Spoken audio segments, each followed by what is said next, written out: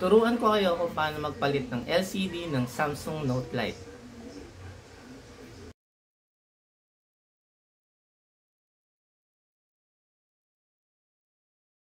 One of our biggest fears is yung bigla na lang mag-shutdown yung cellphone natin. So ito, siguro mga 2 weeks ago, bigla na lang nawala yung screen. Pero pag ino-on ko siya, nagbabibrate naman. Tinry kong tawagan, nakaka-receive ng call.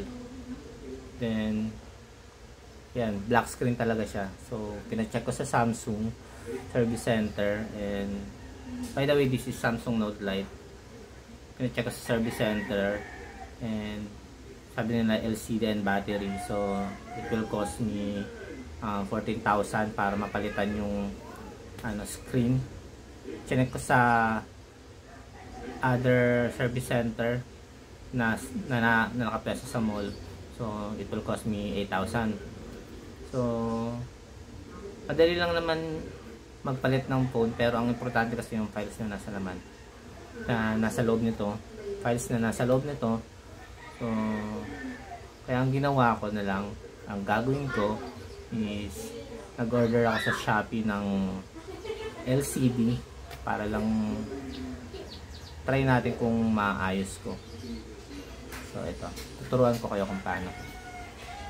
Disclaimer lang, hindi ako expert dito. So siguro mahilig lang ako mag DIY. And let's see kung mabubuhay pa natin to. Ang importante lang is mabuksan natin to, mabuksan ko to, makuha ko yung files, yung mga pictures, ayan. Okay. Palitan natin. Buksan natin to.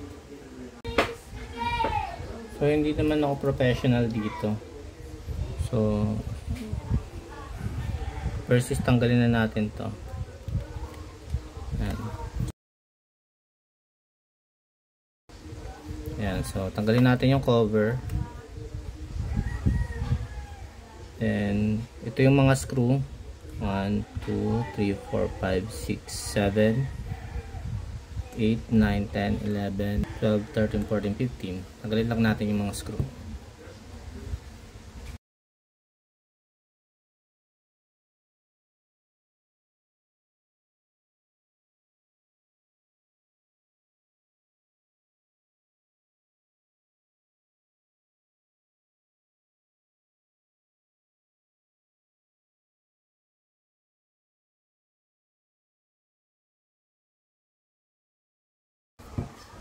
Minsan yung mga black screen of death ng mga phone, nakukuha siya sa hardware set. Yung pindutin mo yung power button and volume down ng Samsung, tapos magiging okay na. Pero ito kasi hindi siya nag-okay yung ganun ginawa ko. So hardware problem talaga. So pag mga software problem, yung mga hindi natuloy yung installation, so nakukuha siya sa hard reset. Pero yung sa akin hindi na. So LCD problem talaga.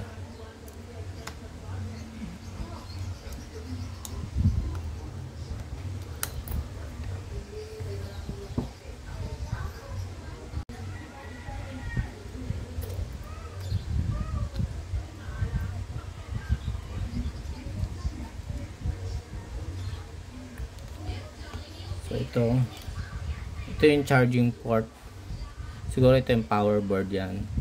Tapos andito sa kabilang side, sa unahan, ito yung main board. So pag ang main board na sira, so hindi mo na talaga ma-recover yung files na siguro dyan. Kasi nandito yung pinaka memory. So ito yung battery. Ito yung connection ng LCD, dalawa. So kailangan i-remove muna natin yung connector ng battery. Yan. Kaya gagamit ng metal tools pag remove ng connectors, delikado. And then disconnect lang natin tong isang connection ng LCD.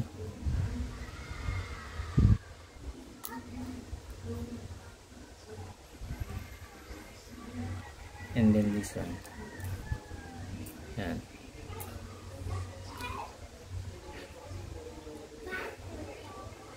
So itong connector, ito yung main connection, ang touchscreen. Ito it's for ano yata to, stylus or fingerprint. So yung nabili kong LCD to, this is worth 1,300 sa Shopee. So this China. So yung original siguro mga nasa 8,000 12,000 yun, pero this is ano lang, replacement sa China. So sabi ko nga, importante lang sa akin is makuha ko yung files ko. So kaya ang connection lang niya is isa lang, ito lang. So ito, connect lang natin to, itong part na to dito. Careful lang baka kasi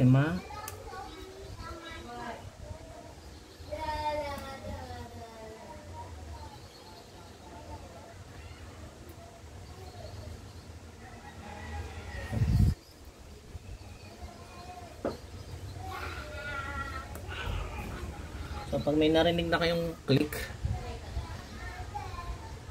yan na yan, careful lang, then tsaka natin ibalik yung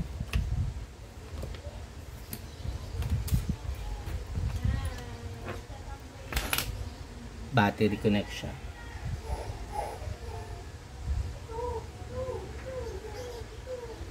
And then on natin.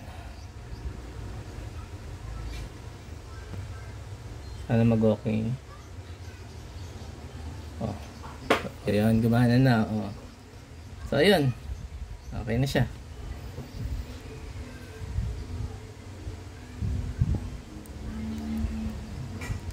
Taba. Ayan, meron. On ang LCD. Tayo lang natin mag fully on. So lumabas na yung logo ng Samsung.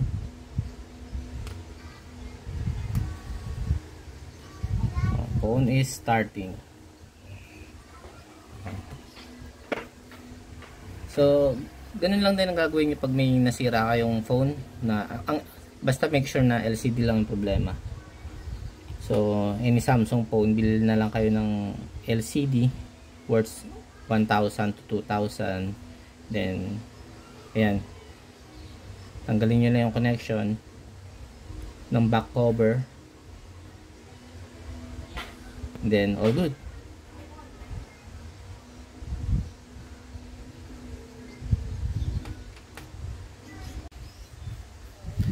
Ito, ano kong kita.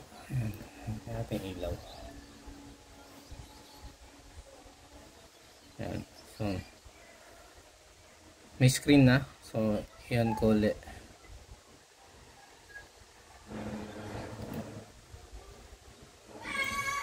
Ayan, lumabas na yung logo Samsung Galaxy Note Lite. Ibig sabihin gumagana yung screen. Yay.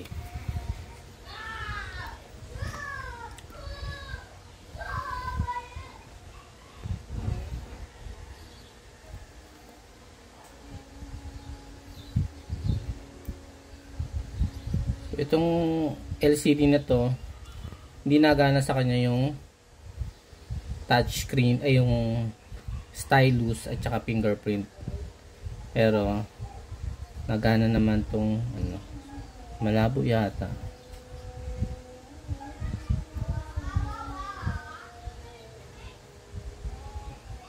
Yan.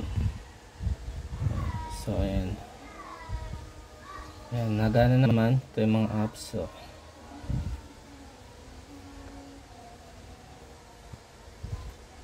okay na. So ang gagawin ko na lang is tatanggalin ko yung lumang screen, tapos didikit ko to. Tanyo, ayan. Nagana naman. Okay?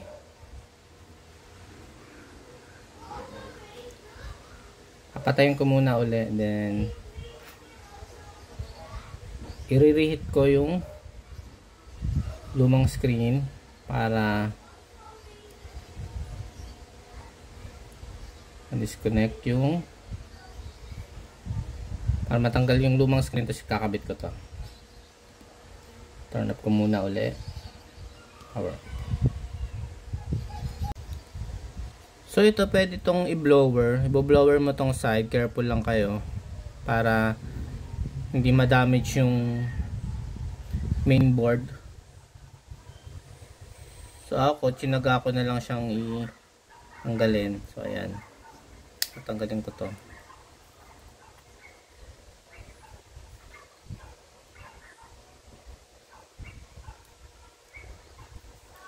Maganda kung may pandikit eh.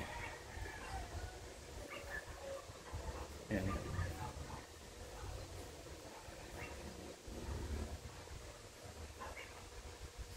So ayan. So tanggal na.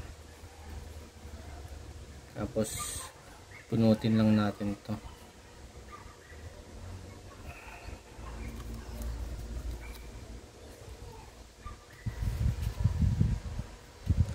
Papansin nyo plastic ang ginagamit ko kasi syempre pagbakal.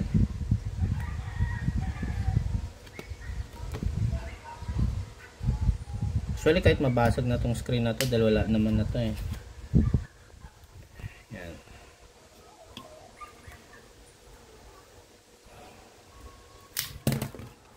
Yan. So yan, tanggal na. So ito yung original. So pansin nyo, ito yung isang connector nya.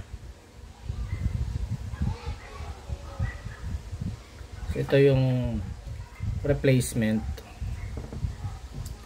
Ito yung original, ayan. Ito yung replacement. So wala lang nito. So ito siguro is for stylus. This is for fingerprint. Ayan. So kulang-kulang yung ano. Pero ang importante gumagana yung touchscreen. So ito ay i-re-reglo ko lang tapos ipapalit ko dito. So ayan, din magagamit ko na ulit yung phone ko.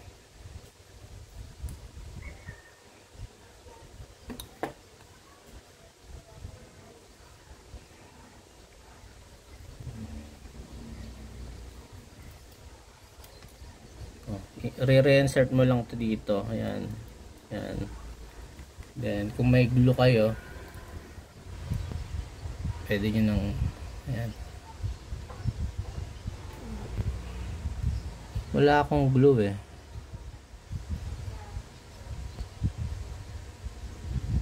Pero ganyan lang. Ganyan lang siya. Tapos balik mo lang battery and cover. Okay na. Ayan ang kadali magpalit ng screen. Pero gagawin nyo to kung medyo may knowledge kayo. Tsaka medyo risky din. Ginawa ko lang to dahil kailangan ko talaga makuha yung mga files sa loob.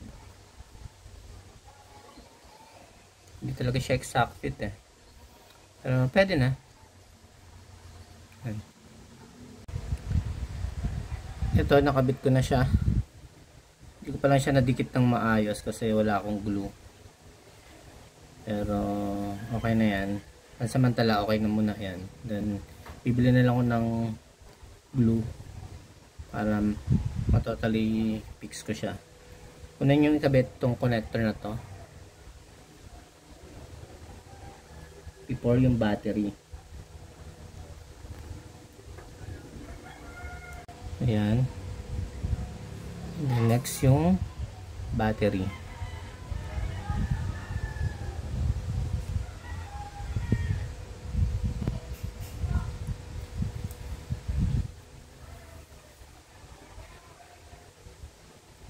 Pull lang, then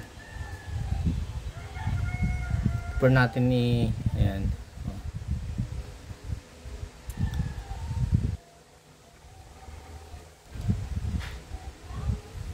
So, may logo na. Hindi nga lang gagana na tong, hindi na to gagana kasi kulang yung circuit niya, walang connection dito. Pero balik natin to.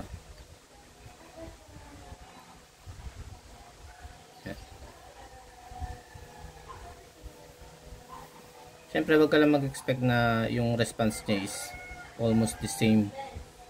Dahil imitation lang to eh. Replacement.